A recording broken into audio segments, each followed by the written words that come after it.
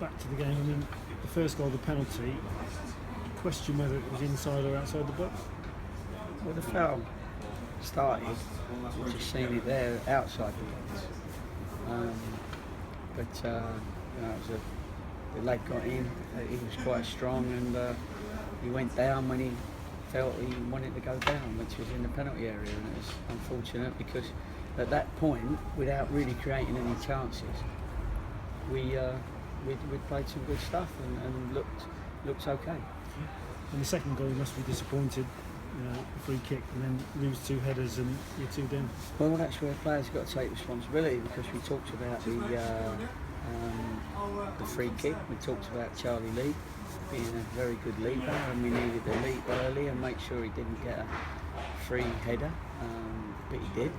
And then they got a second free header after he headed it, and the lad headed it in. So that was disappointing. But now listen, you can ask me a million questions, and we're going to go round the houses. So all I'll say is that at the minute it's a group effort. That if no individual's going to get out of it on their own. So this group has got to stand up and be counted.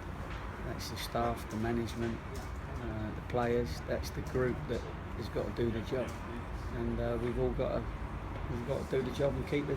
This is it. This is the last thing I'm saying.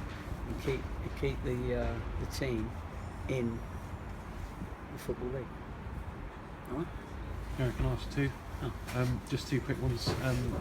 We spoke yesterday about how many games you've been in charge of Cheltenham. 99, now 100, and also nearly 1,000 in total. So you have faced every situation possible in football, haven't you? So yeah. It's not like this is new to you. So what do you think is the key to, if you could, one thing to turning it around in terms of your managerial style?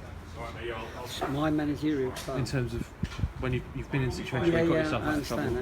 No, I don't think it's any one thing, John. I don't think you can talk about any one thing, because it isn't. What it is, it's everybody putting in that extra little 10% to make sure that you come out with a bigger percentage of doing the right things, and that's what we've got to do. We've got to sharpen up our training. We've got to sharpen up our, that side of it. The players have got to sharpen up their own games. They've got to come up trumps as well as everybody else has. So it's really rallying troops that have lost the battle, but they haven't lost the war yet, because the war, at the end of the day, you only lose that when you get relegated. So that's not with us yet, and we need. Listen, I know some people are going to be so disappointed that they're going to try and we'll lose their support, sort of thing, maybe. But I don't think we'll lose the support of the board. I don't think we'll lose support of the real ardent fans that are following us and enjoyed last year.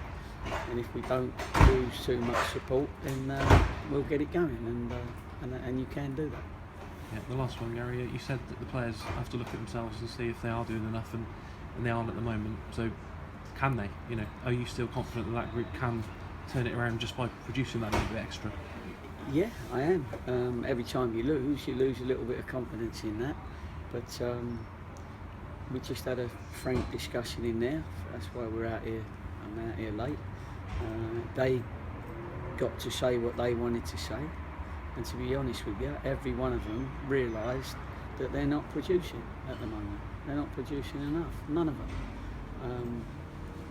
So if they all start producing, then that's the first objective, and then we'll look different. Now, if they've got it in them, then we'll get out of trouble.